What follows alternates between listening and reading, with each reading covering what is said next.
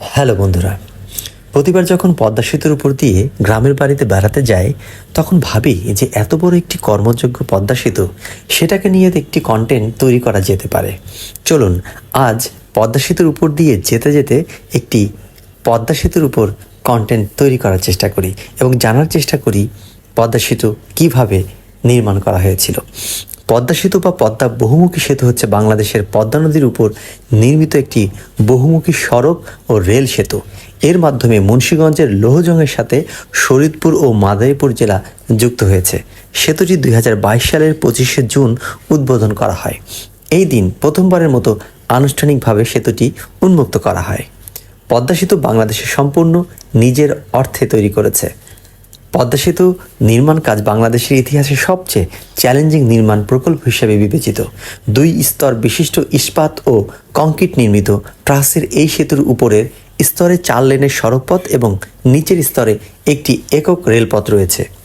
পদ্মা, ব্রহ্মপুত্র, মেঘনা নদীর অববাহিকায় তৈরি সেতুটি 41টি স্প্যান নিয়ে গঠিত। প্রতিটি স্প্যান লম্বায় 150.12 মিটার অর্থাৎ 492.5 ফুট এবং চওড়ায় 22.5 মিটার অর্থাৎ 74 ফুট। সেতুটির মোট দৈর্ঘ্য 6.15 কিলোমিটার অর্থাৎ 3.22 মাইল। এটি বাংলাদেশের দীর্ঘতম সেতু। স্প্যান সংখ্যা ও মোট দৈর্ঘ্য উভয়ের দিক থেকে গঙ্গা নদীর উপর নির্মিত দীর্ঘতম সেতু এবং 128 মিটার অর্থাৎ 420 ফুট গভীরতাযুক্ত বিশ্বের অন্যতম বৃহৎ সেতু। নিঃসন্দেহে বাংলাদেশের জন্য এটি খুবই আনন্দের ও গর্বের। চলুন আমরা পদ্মা সেতু নির্মাণের একটু ইতিহাস জেনে আসি। উইকিপিডিয়া তথ্য মতে 1971 সালে দৈনিক পূর্বদেশ পত্রিকার প্রতিবেদন অনুযায়ী জাপান থেকে আগত জরিপ বিশেষজ্ঞদের একটি দল পূর্ব পাকিস্তানের বর্তমানে বাংলাদেশ ঢাকা ফরিদপুর সড়ক নির্মাণের জন্য একটি সম্ভাব্যতা প্রতিবেদন জমা দেয়। সড়কটি নির্মাণের অংশ হিসেবে তারা পদ্মা নদীর উপর একটি সেতু নির্মাণের পরামর্শ দেন। বাংলাদেশের স্বাধীনতার পর বাংলাদেশের প্রথম রাষ্ট্রপতি শেখ মুজিবুর রহমান পদ্মা নদীর উপর সেতু নির্মাণের ঘোষণা দিলেও তার মৃত্যুর কারণে প্রকল্পটি বাস্তবায়িত হয়নি। 1998 সালের 16 সেপ্টেম্বর বাংলাদেশ সরকার রাজধানী ঢাকা ও দেশের দক্ষিণ ও দক্ষিণ পশ্চিমাঞ্চলের মধ্যে সরাসরি যোগাযোগ স্থাপনের লক্ষ্যে ঢাকা মাওয়া ভাঙা খুলনা মহাসড়কে পদ্মা নদীর উপর একটি সেতু নির্মাণের জন্য 3,643.50 কোটি টাকার একটি প্রকল্পের প্রস্তাব করে।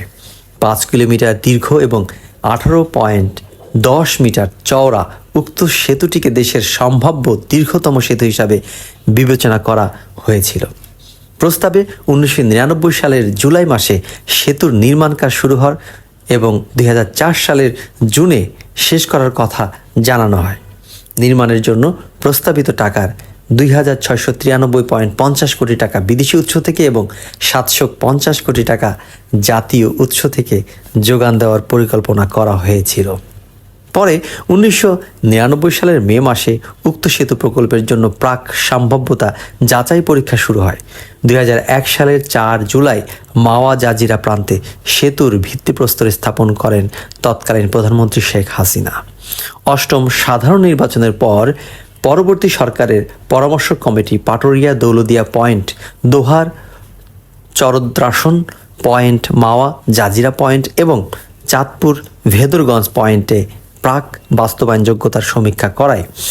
2004 সালে জাইকা জাপান আন্তর্জাতিক সহযোগিতা সংস্থা নিয়োজিত পরামর্শক নিপ্পন কোয়াই পদ্মা সেতু নির্মাণ প্রকল্পকে বাস্তবায়িত বিস্তারিত সমীক্ষা পরিচালনার জন্য আগে নির্ধারিত মাওয়া জাজিরা পয়েন্টেই সেতু নির্মাণের পরামর্শ দেয়।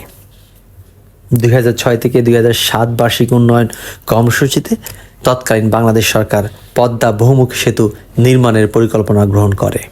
তত্ত্বাবধায়ক সরকার এই সেতু নির্মাণের জন্য এশীয় উন্নয়ন ব্যাংকের সহায়তা পাওয়ার জন্য আলোচনা শুরু করে। সম্ভাব্যতা যাচাইয়ের পর 2007 সালের 20 আগস্ট তৎকালীন তত্ত্বাবধায়ক সরকার একনেকের বৈঠকে 10,161 কোটি টাকার পদ্মা সেতু প্রকল্পের অনুমোদন দেয়। তখন 2015 সালের মধ্যে সেতুটি নির্মাণের লক্ষ্য নির্ধারণ করা হয়। এই জন্য পদ্মা সেতুর বিশদ নকশা প্রণয়নে দরপত্র আহ্বান করা হয়। বাংলাদেশ সেতু কর্তৃপক্ষ বাসেক 2010 সালের এপ্রিলে পদ্মা সেতুর মূল অবকাঠামো নির্মাণের প্রকল্পের জন্য প্রাক যোগ্যতার দরপত্র আহ্বান করে। প্রথম পরিকল্পনা অনুসারে 2011 সালের শুরুর দিকে সেতুর নির্মাণ কাজ আরম্ভ হওয়ার কথা ছিল এবং 2013 সালের মধ্যে প্রধান কাজগুলো শেষ হওয়ার কথা ছিল। পরিকল্পনা অনুসারে প্রকল্পটি তিনটি জেলাকে অন্তর্ভুক্ত করবে: মুন্সিগঞ্জ, মাওয়া পয়েন্ট উত্তর পাড়, শরীয়তপুর এবং মাদারীপুর দক্ষিণ পাড়। এটির জন্য প্রয়োজনীয় এবং অধিগ্রহণকৃত মোট জমির পরিমাণ 918 হেক্টর। 2014 সালের 14 জুন পদ্মা বহুমুখী সেতুটি নির্মাণে China railway major bridge engineering গ্রুপের সঙ্গে চুক্তি করে সেতু বিভাগ। 2014 সালের 26 নভেম্বর মূল পদ্মা সেতুর নির্মাণ কাজ শুরু হয়। 2015 সালের 12 ডিসেম্বর নির্মাণ কাজের উদ্বোধন করেন সাবেক প্রধানমন্ত্রী শেখ হাসিনা।